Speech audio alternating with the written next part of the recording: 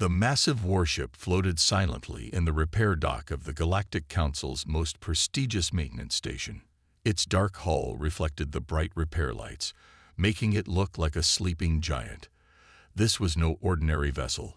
It was the Pride of Dawn, a Class 7 warship belonging to one of the most advanced species in the known galaxy.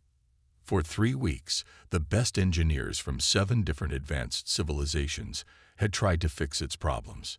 The ship's captain, Admiral Root, watched from the observation deck as another team of alien engineers scratched their heads in confusion. His long fingers tapped nervously on the railing as he watched them work. "What do you mean you can't fix it?" he asked, his translator converting his clicks and whistles into standard galactic common. "This is the finest repair station in 3 sectors." The lead engineer, a tall crystalline being named First Engineer Stone, projected patterns of light that showed their frustration. "The quantum diagnostics show no errors, Admiral. The power flow readings are perfect. The AI systems report everything is working correctly, yet the ship still won't move properly. It's like the ship is sick, but we can't find out why." Admiral Root's antenna drooped. His ship, once the pride of the fleet, now moved like a drunk space whale when it tried to enter faster than light travel. The last time they tried, they ended up spinning in circles, lucky not to have torn themselves apart. "We've tried everything in the standard repair protocols." Stone continued, their crystalline body glowing with embarrassment. "We've replaced every part that showed even the smallest sign of wear. We've updated all software. We've even tried turning it off and on again." The Admiral would have smiled if he had a mouth. Even aliens had learned that trick. But this was no laughing matter. His ship was due back on patrol in 2 days, and without it, an entire sector would be vulnerable to pirates and raiders. That's when he noticed one of his junior officers, Lieutenant Beam, floating nervously at the door. "Admiral, may I share something unofficial?" Root waved him in with one of his 4 arms. "At this point, I'll listen to anything." "Well, sir," Beam began, his bioluminescent spots glowing with uncertainty, "I was talking to a trader from the Outer Rim yesterday. He told me about this repair station. It's run by a new species that joined the Galactic Council recently. They're called, humans." First Engineer Stone's crystal body flashed with alarm. Humans? Those primitives. Their civilization only achieved faster than light travel a century ago. They still use physical tools sometimes instead of pure energy manipulation. But Admiral Root was desperate enough to consider anything. "Tell me more." The trader said they fixed his ship when no one else could. Said they did it by feeling the problem. Whatever that means. They have this repair station orbiting their gas giant planet. Jupiter, I think they call it. The Admiral's antenna perked up. He had heard other strange stories about these humans. They were odd creatures, soft-bodied, but surprisingly durable. They solved problems in weird ways, often ignoring standard procedures. Most advanced species looked down on them. But, "Plot a course to this human repair station," he ordered. "Admiral." Stone protested, their crystal body flashing in distress. "This goes against all proper procedures. These humans, they don't even have proper quantum certification for high-level repairs." "Look at my ship," Root said firmly. "Your proper procedures haven't fixed it. Maybe it's time to try something different." He turned to Lieutenant Beam. "What's this repair station called?" "Jerry's Universal Fix-It Station, sir," Beam replied, trying not to let his bioluminescent spots show his excitement. The name itself sounded primitive. No fancy titles, no grand declarations of excellence. Just Jerry's.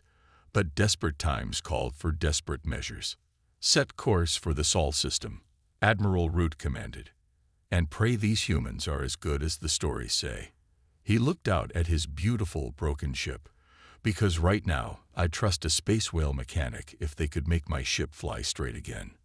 As the Pride of Dawn limped toward the Sol system, none of its crew realized they were about to become part of something much bigger. the beginning of a revolution in how the galaxy thought about repairs, engineering, and a species they had dismissed as primitive. The Pride of Dawn emerged from its final jump near Jupiter, and the sight that greeted them wasn't what anyone expected. Instead of a gleaming, high-tech facility, they saw what looked like a massive space garage. Old Earth satellites floated nearby, repurposed as storage units. Parts from 100 different alien ships hung in organized clusters, connected by simple magnetic tethers. That's not a proper repair station. First Engineer Stone's crystal body flickered with horror. It looks like a junkyard. Admiral Root's antenna twitched as he studied the station. A huge, hand-painted sign floated near the main dock, rotating slowly in space. JRE's UNIVRSA'll fix it station. If it's broke, we'll fix it, or it's free. As they approach, a friendly voice crackled over their comm system. Welcome to Jerry's. That's a mighty fine Class 7 you've got there. Though from the way she's wobbling, I'd say she's feeling under the weather. The voice belonged to Tom Baker, the head engineer. He was waiting in the docking bay when they landed, wearing a simple work suit covered in various oil and fluid stains. His gray hair stuck out in all directions, and he had a pencil tucked behind his ear. An actual wooden pencil, something that made Stone's crystalline form shiver with disbelief. "Let's have a look at this beauty," Tom said, walking around the massive warship. He placed his hand on the hull and closed his eyes. "What is he doing?" Admiral Root whispered to Lieutenant Beam. "I believe he's touching it, sir." Tom knocked on different parts of the hull, listening to the sounds. He climbed up and down access ladders, opened panels, and stuck his head into maintenance ducts. He didn't use a single quantum scanner or AI diagnostic tool. "Well, there's your problem." Tom's voice echoed from inside a maintenance shaft after about an hour of exploration. "Hey, Billy, bring me the big wrench." A young apprentice rushed over with a toolbox. Actual physical tools, which made Stone flash so brightly in shock that they nearly blinded a passing worker. "Impossible," Stone protested. "We ran every diagnostic possible. The quantum harmonics are perfect. The AI systems show no errors." Tom emerged from the shaft, wiping his hands on a rag. "Yeah, that's because you're looking in the wrong place. It's not the fancy quantum stuff that's broken. You've got a loose mechanical linkage between your conventional drive and your quantum drive. When you switch from one to the other, it's like having a loose gear in a transmission. Simple fix, really. But that's not possible," Stone stuttered. "The mechanical systems are just backup systems. They can't affect the quantum drive." Tom grinned. "Everything's connected, friend. A ship isn't just a bunch of separate systems. It's one big machine working together. Sometimes a tiny problem in a simple system can cause chaos in a complex one. Like a pebble in your boot making you walk funny." Over the next hour, Tom and his team worked with basic tools alongside advanced equipment. They welded, adjusted, and fine-tuned. Admiral Root watched in amazement as these humans crawled through his ship like space ants, fixing things he didn't even know were broken. "Give her a try now," Tom said finally, patting the hull affectionately. Admiral Root ordered a test. The Pride of Dawn lifted off smoothly, smoother than it had ever moved before. They did a short FTL jump around Jupiter, and for the first time in weeks, the ship flew straight and true. "How?" Stone asked, their crystal form dimmed with confusion. "How did you know?" Tom shrugged. "Experience, mostly, and listening to the ship. Every machine has its own voice. You just need to learn how to hear it. Your quantum stuff is amazing, but sometimes you need to remember the basics." As Admiral Root prepared to leave, he noticed other alien ships arriving at the station. Word was spreading fast. "You know," Tom said, watching the new arrivals, "most folks think newer is always better. But in my experience, understanding the fundamentals, really understanding how things work at their core, that's what makes a good engineer, All this fancy tech is great, but at the end of the day, even the most advanced ship in the galaxy still needs its nuts and bolts to stay tight. The Pride of Dawn departed, flying better than ever, leaving behind a repair station that would soon become legendary across the galaxy. As they jumped away, Lieutenant Beam's bioluminescent spots glowed with excitement. They had just witnessed something that would change how the entire galaxy thought about engineering and about humans. 2 months after the Pride of Dawn's successful repair, Jerry's Universal Fix-It station had become the busiest repair shop in the sector. Ships of all sizes and types crowded the space around Jupiter, forming a line that stretched nearly to Europa. Tom stood at his favorite viewing window, sipping coffee from his best mechanic in the solar system mug. The mug had been a joke gift last year. Now it was starting to feel prophetic. "Boss." Billy rushed in, nearly spilling his own coffee. "We've got another impossible case. Remember that fancy alien cruise ship that showed up yesterday? The one with the dining room that makes any food you can imagine. The Star Buffet. What about it?" "Well, their food materializer is broken. Instead of making gourmet meals, it's turning everything into something that looks and tastes like Earth toast. The passengers are getting angry, and the ship's owner is offering triple pay for anyone who can fix it." Tom scratched his beard. "Have they tried the usual fixes?" 5 different alien tech teams already tried. They say the quantum recipe matrix is perfect, the atomic restructuring field is stable, and all the AI taste simulations are running correctly. Billy checked his tablet. "But still, toast." "Interesting." Tom finished his coffee. "Get Jack and Pete from Bay 4. Tell them to bring the old microwave we've been tinkering with." "The microwave? But boss, this is a matter-to-matter conversion system. It's way more advanced than." "Just trust me, kid." As word of Jerry's success spread, the station had to expand. They added new docking bays built from recycled ship parts. They hired more human engineers, mechanics, and problem solvers. Each brought their own unique skills. Former car mechanics, retired submarine engineers, even a few old smartphone repair technicians. The aliens couldn't understand why these primitive humans kept solving problems that stumped their best engineers. They were even more confused by the humans' methods. One day, a group of official observers from the Galactic Council arrived to study the phenomenon.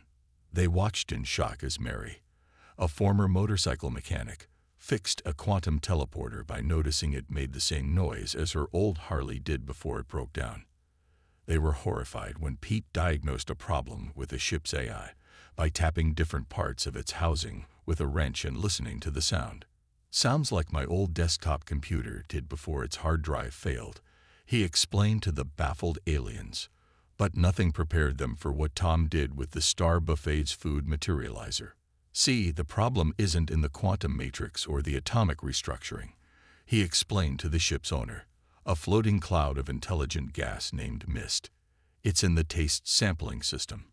It's like when you've got a bad TV antenna. You're only getting one channel. But the taste sampling system is perfectly calibrated." Mist puffed in frustration. "Our best engineers verified it. That's the problem. It's too perfect." Tom opened the materializer's main panel. "These systems need a bit of chaos to work right. That's why we brought this old microwave. The slightly uneven heating pattern creates tiny variations that make food taste more natural." The alien observers watched in horror as Tom and his team attached parts from an Earth microwave to one of the most advanced food preparation systems in the galaxy. Horror turned to amazement when the machine started working perfectly again. "Impossible," one observer declared. "This goes against all known engineering principles." "No," Tom corrected kindly. "It goes against your engineering principles. Humans learn to fix things by understanding how they really work, not just following manuals. Sometimes machines need a human touch." By the end of that day, 3 more ships had arrived with impossible problems. The station's reputation grew with each successful repair. The humans didn't just fix things, they often made them work better than before. Tom added a second shift of workers and started a training program for new engineers. He knew they needed more hands because the stream of ships wasn't slowing down. If anything, it was growing. As he watched the latest batch of ships arrive, he smiled. The galaxy was learning what humans had known for centuries. Sometimes the best solutions come from understanding the basics and not being afraid to try something new. "Hey, Billy," he called out. "Better order more coffee. Something tells me we're going to be busy for a long time." The emergency alert blared through Jerry's Universal Fix-It station at 3 a.m. Earth time. Tom had just finished fixing a broken gravity generator when Billy burst into the workshop, his face pale. "Boss, we've got a massive emergency. A refugee fleet just appeared at the edge of the solar system. Their life support systems are failing." Tom dropped his wrench. "How many ships?" 27 vessels, carrying over 50,000 refugees from 3 different species. They were running from some kind of space storm when their systems started failing. The main viewing screen showed the fleet limping toward Jupiter. The ships were old cargo vessels and passenger liners, packed well beyond their normal capacity. Red warning lights flashed across their hulls. "Their main life support hub is on the biggest ship," Billy explained, pointing to a massive vessel in the center of the fleet. "It provides breathable atmosphere for all the other ships through quantum tunneling. But something's wrong with the system, and they're losing air quality fast." Tom grabbed his emergency toolkit. "Get everyone on this. Call in the off-duty crews.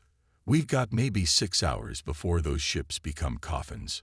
The Galactic Council's emergency response team arrived first. They were the best in the business, with the most advanced repair equipment in the known galaxy. Their lead engineer, a tall robotic being named Logic, immediately took charge. "We will follow standard emergency protocols," Logic announced. "First, we will." An alarm screamed from the refugee fleet. One of the smaller ships had just lost all its air recycling. "No time for protocols," Tom shouted. "Those people need air now." He turned to his team. "Mary, Jack, take Bay 1. Start converting our spare oxygen tanks to fit their systems. Pete, Billy, get the old ISS air scrubbers from storage. And someone wake up Dr. Green. We need her expertise on alien biology." The next 4 hours were chaos. The council team tried their standard fixes, but nothing worked. The quantum tunneling system was failing in a way they'd never seen before. "It's impossible," Logic declared, their metallic face showing rare signs of stress. "All readings indicate the system should be working perfectly." Tom was inside the main life support hub, covered in sweat. He'd been crawling through maintenance tubes for hours, trying to understand the system. Suddenly, he noticed something odd. "The vibration's wrong," he muttered. "What?" Logic turned to him. "The whole system is vibrating wrong, like an engine that's out of tune." Tom pressed his hand against the main air processor. "It's not just one thing broken. The whole system is out of sync."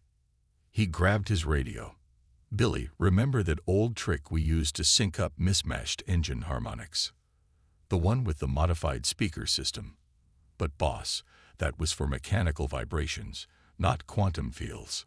"Quantum fields are just vibrations too, kid. Really, really small ones." Tom grinned. "Bring me the biggest subwoofer we've got, and my old guitar tuner." The council engineers watched in disbelief as Tom's team hooked up what looked like a concert sound system to the quantum life support hub. Tom carefully adjusted frequencies, using his guitar tuner to find the right harmonics. "This is madness," Logic protested. "You cannot fix quantum fields with sound waves." "Watch me," Tom replied, making one final adjustment. The huge speaker hummed to life. A deep vibration ran through the entire ship. For a moment, nothing happened. Then suddenly, all the warning lights turned green. The life support readings jumped back to normal levels. "It worked," Billy shouted, checking the readings. "The quantum tunneling field is stable. Air quality is returning to normal in all ships." Tom wiped his forehead with a greasy rag. The system just needed to find its rhythm again, like tuning a giant quantum guitar. The refugee ship's captains were overjoyed. The council engineers were baffled. And Tom's team. They were already helping the refugees dock their ships for proper repairs. As the crisis wound down, logic approached Tom. Your solution was unorthodox. Sometimes unorthodox is exactly what you need. Tom handed the robot a cup of coffee, then remembered they couldn't drink it. When people's lives are on the line, you use whatever works. Looking out at the refugee fleet, now safely docked and being repaired, Tom knew this incident would change things. The galaxy couldn't ignore human ingenuity anymore. Not after this. Billy, he called out, better start expanding the emergency response bay. Something tells me we're going to need it. 3 days after saving the refugee fleet, Jerry's Universal Fix-It station faced an even bigger challenge. The refugee ships needed complete overhauls to be truly safe for long-term space travel. The main problem is, these ships weren't designed to work together, Tom explained to his team during their morning meeting. Everyone had dark circles under their eyes from working overtime. We've got 27 different ships, built by 15 different species, all trying to share life support and power systems. Billy raised his coffee mug. Can't we just fix each ship separately? No time, Tom replied. The space storm that chased them here is expanding. They need to leave in 5 days, or they'll be stuck in our system for months. He pointed to a holographic map showing the approaching storm. And their supplies won't last that long. Mary, the former motorcycle mechanic, spoke up. What if we don't fix them separately? What if we make them work together, on purpose? Tom's eyes lit up. Go on. Well, back in my racing days, we used to take parts from different bikes to make hybrid machines. They weren't pretty, but they were fast. She grinned. Maybe we could do something similar here. That's when Dr. Green, their alien biology expert, burst into the room. Tom, I think I found something interesting in the old Earth archives. Remember how the International Space Station used to connect different modules from different countries? Tom jumped up. Billy, get me the old ISS construction plans. Mary, I need a list of every working part from all 27 ships. And somebody find me those old car batteries we modified last month. The next few days were a blur of activity. The station became a massive workshop, with humans and aliens working side by side. They were trying something that had never been done before, creating a working system out of parts that were never meant to go together. Logic, the council engineer who had stayed to observe, watched in horror as the humans mixed old Earth technology with advanced alien systems. You cannot connect a quantum power core to a modified car battery. They protested as Tom's team did exactly that. Actually, we can, Tom said, making final adjustments. The battery works as a buffer, smoothing out the quantum fluctuations, like adding a surge protector to your home electronics. The refugee ships were gradually transformed. Old Earth-style connecting corridors linked the vessels together. Modified car batteries helped regulate the power flow between different alien systems. Parts from an old Russian space station were used to create a central air distribution hub. But the real breakthrough came when Billy had an idea while eating his lunch. Boss, he called out, still holding his sandwich. You know how my mom uses this old pressure cooker to make food faster. What if we use that principle for the power distribution? Tom stared at him. Kid, that's brilliant.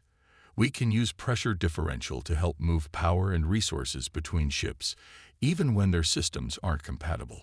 The final design was unlike anything the galaxy had ever seen. 27 ships, connected by a web of corridors, sharing power and life support through a combination of quantum technology, Earth engineering, and what logic called completely insane human ideas. On the 4th day, they ran the first full system test. Power flow stable, Billy reported from his station. Air quality optimal in all ships.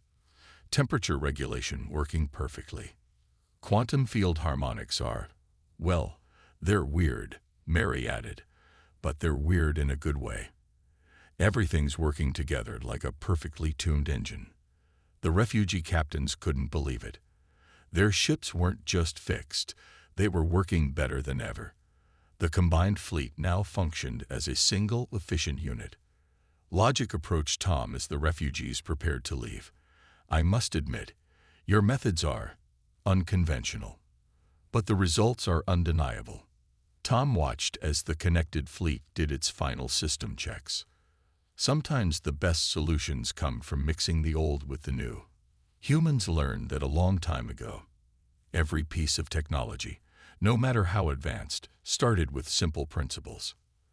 As the refugee fleet prepared for departure, Billy stood next to Tom. "Think anyone else will want us to try something like this?" Tom laughed. "Kid, after this, I think we just invented a whole new way of building ships." He looked at the growing line of vessels waiting for repairs. "And something tells me we're going to be very, very busy." 1 month after the refugee fleet's successful departure, Jerry's Universal Fix-It station received an unexpected visitor. The head administrator of the Galactic Council's engineering division arrived personally, riding in a sleek ship that looked like polished starlight. Tom was in the middle of teaching Billy how to rebuild a quantum engine using parts from an old tractor when the call came through. "They want to meet in the main conference room," Billy said, wiping grease from his hands. "All of us, even Dr. Green and Mary." The conference room, which was really just a converted storage bay with a big table, was crowded with both station crew and council officials. The head administrator, a tall beam made of shifting geometric shapes, floated at the head of the table. "We have been watching your station with great interest," the administrator began, their shapes forming complex patterns. "What you achieved with the refugee fleet has caught the attention of the entire council." Tom shifted uncomfortably in his chair. Humans were still getting used to being part of the galactic community, and attention from high officials usually meant trouble. "Your methods are unusual," the administrator continued. "Connecting quantum technology to primitive electrical systems, using sound waves to stabilize quantum fields, mixing parts from different species ships, their shapes twisted into what might have been a smile. It goes against everything we teach." "But it works," Mary said quietly. "Yes." The administrator's form brightened. "It works better than anything we've seen before. And that is why we are here today." The administrator's shapes formed a series of images showing various repair stations across the galaxy. "Our traditional repair methods are failing to keep up with the growing complexity of modern ships. We need innovation." Tom leaned forward. "What exactly are you suggesting?" "We want to make your station the official training center for a new type of engineering, one that combines the best of all approaches, human intuition and practical skills with advanced alien technology." The room burst into excited whispers. Billy dropped his wrench. "But," Tom said carefully, "our methods don't exactly follow council protocols." The administrator's shapes rippled with what might have been laughter. "Perhaps it's time to change the protocols." They gestured, and a holographic display appeared above the table. "We propose expanding your station. New training facilities, research labs, and repair bays. But you'll maintain complete control over the teaching methods." Logic, who had become a regular visitor since the refugee incident, spoke up. "I have learned that sometimes the most logical solution is to embrace what appears illogical. Human methods may seem chaotic, but they produce remarkable results." The expansion plans were impressive. The station would triple in size, with special areas for each type of repair work. But what caught Tom's eye was the proposed name change. "The Galactic Institute of Innovative Engineering," he read aloud. "That's quite a promotion from Jerry's Fix-It station. Jerry was my grandfather," he continued, looking at an old photo on the wall. "He taught me that understanding how things really work is more important than following manuals. He'd fix tractors one day and spaceships the next, all with the same basic principles." The administrator's shapes formed a respectful pattern. "Then perhaps we should keep both names. The official documents can say Galactic Institute, but everyone will still know it as Jerry's. The meeting continued for hours, working out details. The humans insisted on keeping their practical, hands-on approach to teaching. The council agreed, adding only that safety protocols should be strongly suggested rather than ignored completely. As the officials left, Tom stood at his favorite viewing window, watching ships line up for repairs. Billy joined him, still excited from the meeting. "Boss," he said, "does this mean we're going to be teaching aliens how to fix things the human way?" Tom smiled. "No, kid. We're going to teach them something more important. We're going to show them that sometimes the best way to move forward is to remember where you came from. Every piece of technology, no matter how advanced, started with someone trying to solve a simple problem." He picked up his old wrench. "Now let's get back to that quantum engine. These fancy new titles don't mean the work stops." Across the station, humans and aliens worked together, learning from each other, fixing the unfixable, and proving that in the vast expanse of space, the most valuable tool was still the human ability to think differently. 1 year after the Galactic Council's historic decision, Jerry's Universal Fix-It Station, now officially the Galactic Institute of Innovative Engineering, but still called Jerry's by everyone, had become the most famous repair facility in known space. Tom walked through the newly expanded station, smiling at the sight before him. In what they called the basic training bay, Mary was teaching a group of crystalline aliens how to diagnose engine problems by sound. "Close your eyes, or whatever you use for sensing," she instructed. "Listen to the engine's rhythm. Every machine has its own song." The crystalline beings shifted their forms to better capture the sound waves. One of them suddenly lit up. "I hear it. There's a slight irregularity in the third cylinder." "That's it." Mary beamed. "You're getting the hang of it." In another bay, Billy, now a full instructor, was showing a group of robotic engineers how to modify old Earth equipment to work with quantum systems. "Sometimes," he explained, holding up a modified toaster, "the simplest solution is the best solution." Dr. Green had set up what she called the Innovation Lab, where engineers from across the galaxy came to experiment with mixing different technologies. Currently, she was helping a group combine Centaurian crystal drives with Earth-style steam engines. "Remember," she told them, "just because something is old doesn't mean it's obsolete. Every technology has its strengths." Tom paused at his favorite viewing window. The space around Jupiter was now filled with training facilities, repair docks, and research stations. Ships of all sizes and types waited patiently for their turn to dock. But it wasn't just repairs anymore. Many came to learn. Logic, who had become the official liaison between Jerry's and the Council, floated up beside him. "The latest statistics are quite impressive," they said. "Repair success rates up 300%.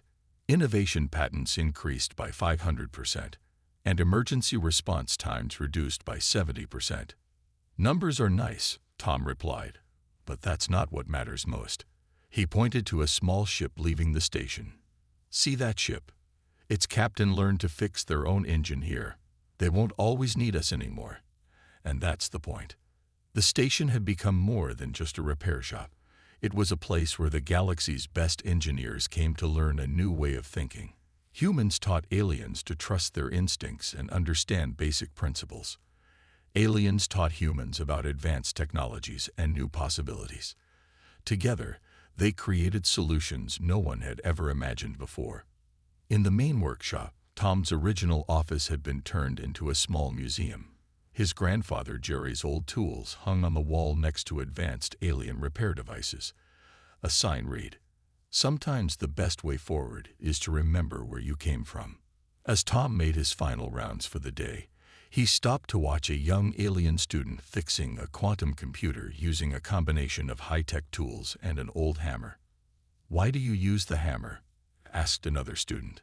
The young alien gestured to a small sign that hung in every workshop. "If it's broken, understand it.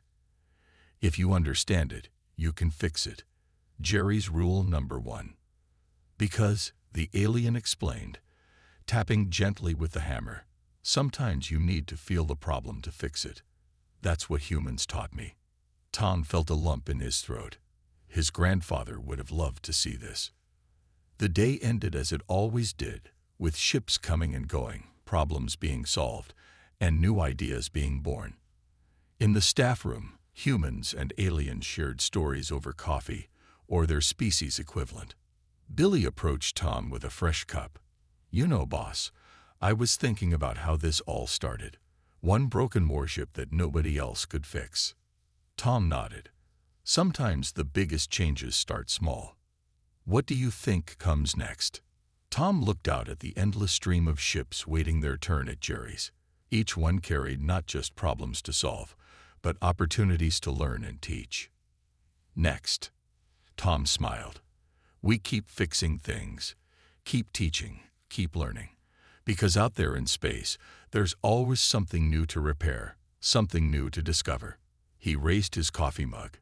"And thanks to what we've built here, the galaxy will never look at a broken machine the same way again." Across the station, humans and aliens continued their work, carrying on the legacy of a simple repair shop that had changed the way an entire galaxy thought about fixing things.